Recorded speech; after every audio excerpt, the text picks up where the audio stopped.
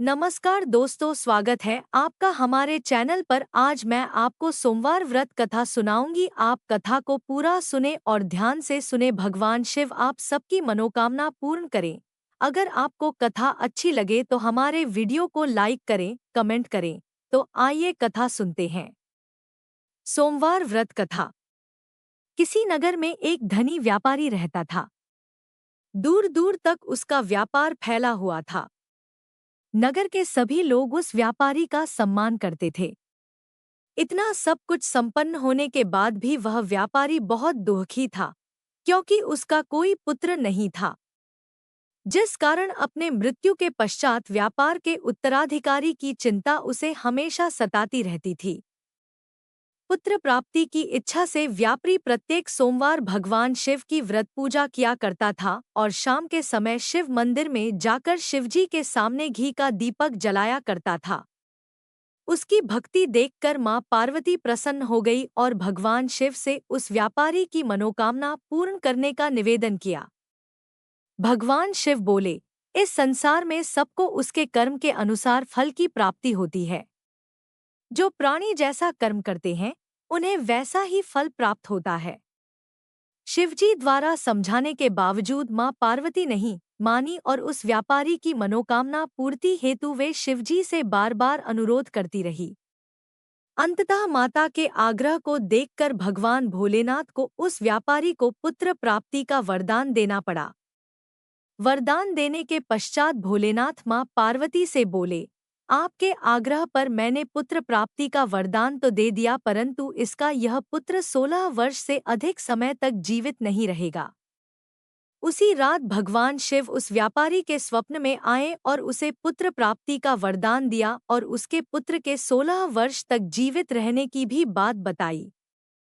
भगवान के वरदान से व्यापारी को खुशी तो हुई, लेकिन पुत्र की अल्पायु की चिंता ने उस खुशी को नष्ट कर दिया। व्यापारी पहले की तरह सोमवार के दिन भगवान शिव का विधिवत व्रत करता रहा। कुछ महीनों के बाद उसके घर एक अति सुंदर बालक ने जन्म लिया और घर में खुशियां ही खुशियां भर गई।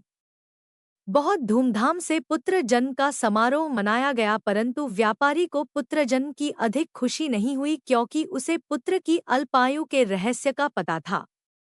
जब पुत्र 12 वर्ष का हुआ तो व्यापारी ने उसे उसके मामा के साथ पढ़ने के लिए वाराणसी भेज दिया। लड़का अपने मामा के साथ शिक्षा प्राप्ति हेतु चल दिया। रास्ते में जहां भी मामा भांजे विश्राम हेतु रुकते, वहीं यज्ञ करते और ब्राह्मणों को भोजन कराते। लंबी यात्रा के बाद मामा भांजे एक नगर में पहुंचे। उस दिन नगर के राजा की कन्या का विवाह था, जिस कारण पूरे नगर को सजाया गया था। निश्चित समय पर बारात आ गई, लेकिन वर का पिता अपने बेटे के एक आंख से काने होने के कारण बहुत चिंतित था। उसे भय था कि इस बात का पता चलने पर कहीं राजा विवाह से इनकार न कर दे, इससे उसकी बदनामी भी होगी। जब वर के पिता ने व्यापारी के पुत्र को देखा तो उसके मस्तिष्क में एक विचार आया। उसने सोचा, क्यों न इस लड़के को दूल्हा बनाकर राजकुमारी से विवाह करा दूं। विवाह के बाद इसको धन देकर विदा कर दूंगा और राजकुमारी को अपने नगर ले जाऊंगा। वर के पिता ने लड़के के मामा से इस संबंध में बात की।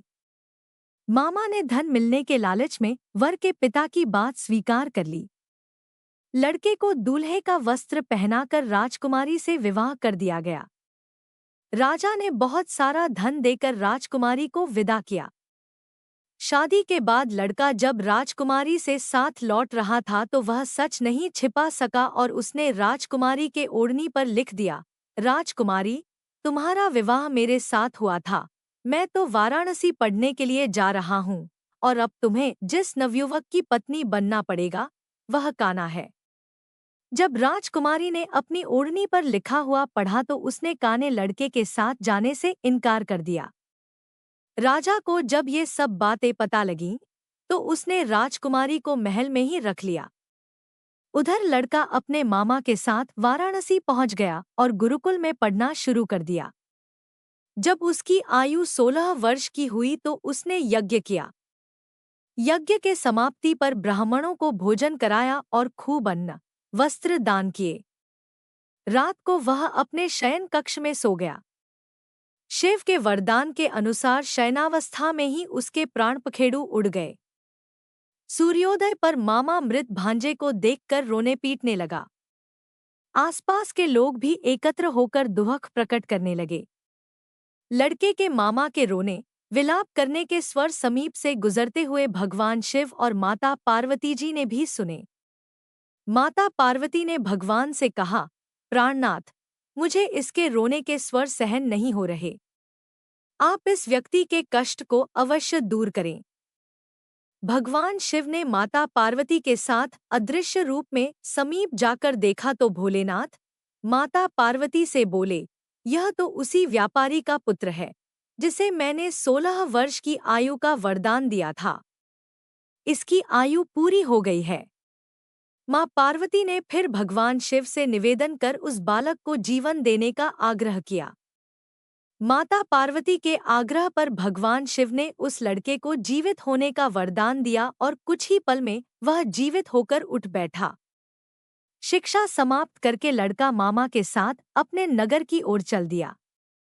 दोनों चलते हुए उसी नगर में पहुंचे जहां उसका विवाह हुआ था।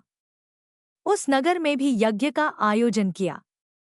समीप से गुजरते हुए नगर के राजा ने यज्ञ का आयोजन देखा और उसने तुरंत ही लड़के और उसके मामा को पहचान लिया। यज्ञ के समाप्त होने पर राजा मामा और लड़के को महल में ले गया और कुछ दिन उन्हें महल में रखकर बहुत सा धन, वस्त्र आदि देकर राजकुमारी के साथ विदा कर दिया। इधर भूखे प्यासे रहकर व्यापारी और उसकी पत्नी बेटे की प्रतीक्षा कर रहे थे। उन्होंने प्रतिज्ञा कर रखी थी कि यदि उन्हें अपने बेटे की मृत्यु का समाचार मिला तो दोनों अपने प्राण त्याग देंगे, परंतु जैसे ही उसने बेटे के जीवित वापस लौटने का समाचार सुना तो वह बहुत प्रसन्न हुआ। वह अपनी पत्नी और मित्रों के साथ नगर के द्वार पर पहुंचा। अपने बेटे के विवाह का समाचार सुनकर पुत्रवधू राजकुमारी को देखकर उसकी खुशी का ठिकाना न रहा। उसी रात भगवान शिव ने व्यापारी के स्वप्न में आकर कहा, हे श्रेष्ठी, मैंने तेरे सोमवार के व्रत करने और व्रत कथा सुनने से प्रसन्न होकर तेरे पुत्र को लंबी आयु प्रदान की है। पुत्र की लंबी आयु जानकर व्यापारी बहुत प्रसन्न हुआ। शिव भक्त होने तथा सोमवार का व्रत करने से व्यापारी की सभी मनोकामनाएं पूर्ण हुईं। इसी प्रकार जो भक्त सोमवार का विधिवत व्रत करते हैं और व्रत कथा सुनते हैं, उनकी सभी इच्छाएं पूरी होती हैं। तो यह थी सोमवार व्रत कथा। अगर आपको कथा अच्छी लगे तो हमारे वीडियो को लाइक करें। हर हर महादेव। धन्यवाद।